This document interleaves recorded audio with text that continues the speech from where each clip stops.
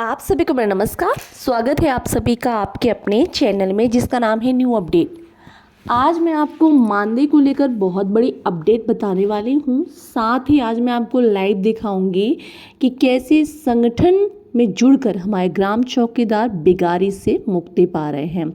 आज शाम को 7:30 बजे मैं लाइव जुड़ने वाली हूँ अपने भैया से और उन्हें दिखाऊंगी आप लोगों को कैसे ग्राम चौकीदारों के साथ शोषण हो रहा है, किस तरह हमारे ग्राम चौकीदार कार्य कर रहे हैं और उनकी समस्याओं को लेकर आज मैं बात करने वाली हूँ। तो आप सभी लोग 7:30 बजे शाम को लाइव से जुड़ जाइएगा।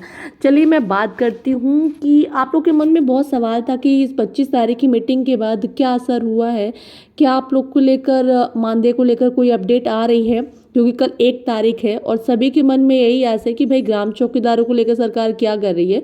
तो इसी को लेकर आज मैं थोड़ा सा जानकारी दूंगी आपको और दिखाऊंगी आपको और क्या है पूरी जानकारी।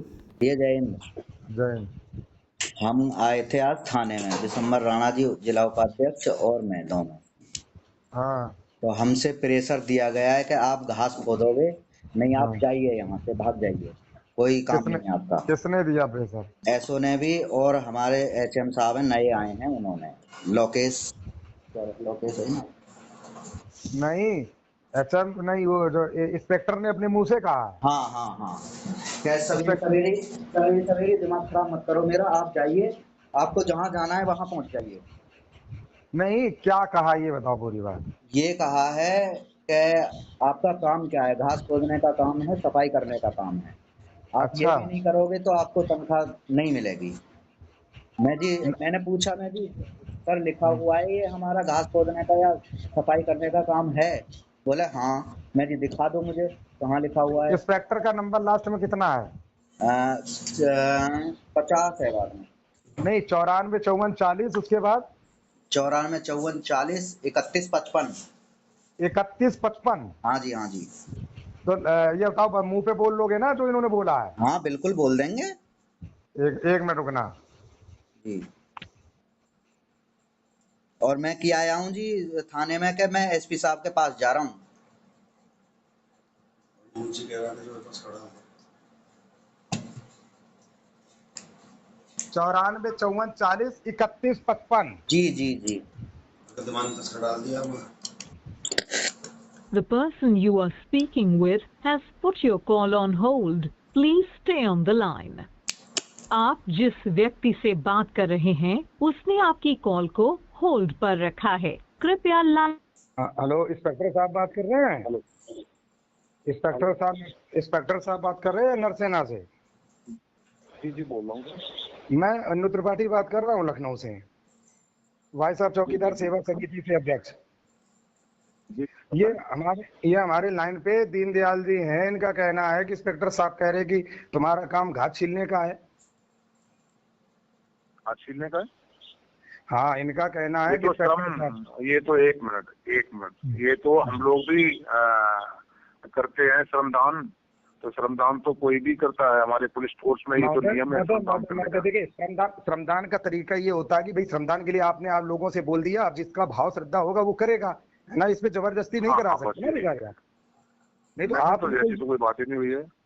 आइए, लाइन पे हैं आप, इनसे बात दिमान जी ने कहा है कि इनका तस्करा मैं तो ये कह दिया, श्रमदान करने का तो लगा के स्पोर्ट्स का नियम है, ठीक है ना। साफ सफाई करना, अपनी बिल्डिंगों की, अपनी बैरिकों की साफ सफाई करना, ये तो हमारे फोर्स का नियम है।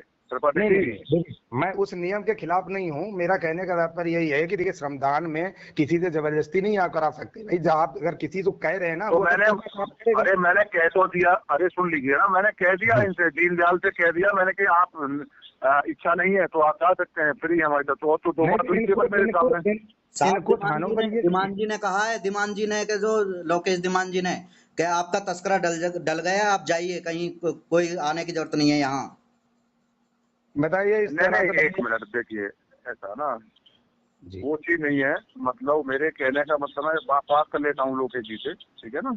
आप उनसे बात करें तो बोलिए, धमकी ऐसी मत है कि वेतन कट जाएगा, ये करे। भाई ये लोग 2 ड्यूटी का पैसा पाते हैं, अब उसमें भी वेतन क्या काटेंगे? नहीं भाई साहब, ऐसा ना, मेरा मकसद ये है कि मैं अगर काम नहीं करूंगा तो मुझे तनख्वाह नहीं मिलेगी। कहने का मतलब ये है, मेरा काम, एक मिनट सुन लो ना, मेरा काम एसओ हूँ मैं, तो एसओ का अगर काम नहीं करूंगा, या सिपाही को, ये सिपाही अपना काम नहीं करेगा, तो जी। बेहतर क्यों देगी सरकार हमको? मेरा कहने का मतलब नहीं, मैं क्या कह रहा हूँ, इनकी 2 ड्यूटी है, जो 4 ड्यूटी है, जो भी है, उस ड्यूटी के दौरान अगर ये ग्राम सभा में सुरक्षा के चूक कर रहे हैं या गलत कार्य कर रहे हैं, लुप्त पाए जा रहे हैं, तो उसमें हम लोग कभी पक्षपात करते ही नहीं है। पर हाँ, अगर मान लो किसी अरे से भाई आप साहब, ऐसा ना सुन लीजिए त्रिपाठी जी, मेरा कोई जी। व्यक्तिगत किसी से इंटेंशन नहीं है, न मेरा कोई जानकारी यहाँ पर है, न किसी फोर्स की। पोस्ट जो है कम से कम 300 किलोमीटर 200 किलोमीटर दूर पोस्ट होता है। तो हमारा कोई व्यक्तिगत, न हमारे यहाँ खेत होते हैं, न हमारे यहाँ कोई और कोई हमारा मकसद होता है। ठीक है ना, हमारा मकसद केवल ये है कि सरकारी काम समय पे होते रहें, और बाकी कोई किसी के इंटेंशन नहीं। ठीक है ना बेटा? नहीं, आप इसे दीवान जी से बात करिए कि ऐसे वेतन को लेकर के ऐसे ना धमका, प्लीज, मेरी रिक्वेस्ट है हमारी। हाँ? मैं बात कर लूंगा दीवान जी से बात कर लूंगा लोकेश जी। अगर ऐसी कोई बात है तो वो बात गलत है, मैं नहीं होने दूंगा। ठीक है ना? हाँ, मैं देखिए, रहता हूँ यहाँ पर। आपके आपके आपके विभिन्न अंग हैं, आप उनसे प्यार मोहब्बत से काम लीजिए, मुझे कोई आपत्ति थोड़ी ना है, पर किसी जबरदस्ती नहीं करना है और किसी को ऐसा ना भाई साहब, करना सुन लीजिए ना। देखिए भाई साहब, ऐसा ना त्रिपाठी जी, जी। हम लोगों का नेचर है। देखिए, ये एक पुलिस फोर्स है। अगर पुलिस फोर्स में अगर इस तरह का अराजकता का माहौल पैदा हो जाएगा तो फिर समाज चल नहीं पाएगा। ये ऐसा हमारा पुलिस फोर्स अपनी अपनी मर्जी से काम करने लगेगा। बिल्कुल बिल्कुल बिल्कुल। नहीं, मैं देखिए, मैं कभी एक भी दूसरे का आदेश का, एक मिनट भाई साहब, रहता है ना त्रिपाठी जी, हम जो है, हम लोग उच्च अधिकारीगणों के आदेश के अनुपालन सुनिश्चित करने का दायित्व रखते हैं। ऐसे ही हमारे कर्मचारी हैं, वो हमारा आदेश का पालन करने का उत्तरदायित्व है उनका। तो ऐसे ही ये सभी एक चैन बनी हुई है। चैन, अगर चैन कायदे से काम नहीं करेगी तो चल नहीं पाएगा, है ना? नहीं, मैं वही तो कह रहा हूँ बाकी मैं देख लूंगा, अगर ठीक है, मैं देख लूंगा। अगर ऐसी कोई बात हुई है तो मैं ये नहीं होने दूंगा, कोई जबरदस्ती ऐसा कुछ नहीं होगा। ठीक है ना? ठीक है, धन्यवाद। तो आप बताइए, आप लोग क्या संगठन के बिना ग्राम चौकीदार इस तरह आवाज उठा सकते थे? आज संगठन के साथ मिलकर ग्राम चौकीदार कैसे अपनी समस्याओं को, अपनी बेगारी से मुक्ति पा रहे हैं। अगर ऐसी समस्या आपके साथ हो रही है, आप मुझे कमेंट सेक्शन में कमेंट करके ज़रूर बताइए, अपनी आवाज़ हमें भेजिए। हम सरकार तक, जनता तक पहुंचाने का कार्य करेंगे, ताकि आप लोग के साथ जो शोषण हो रहा है, गलत हो रहा है।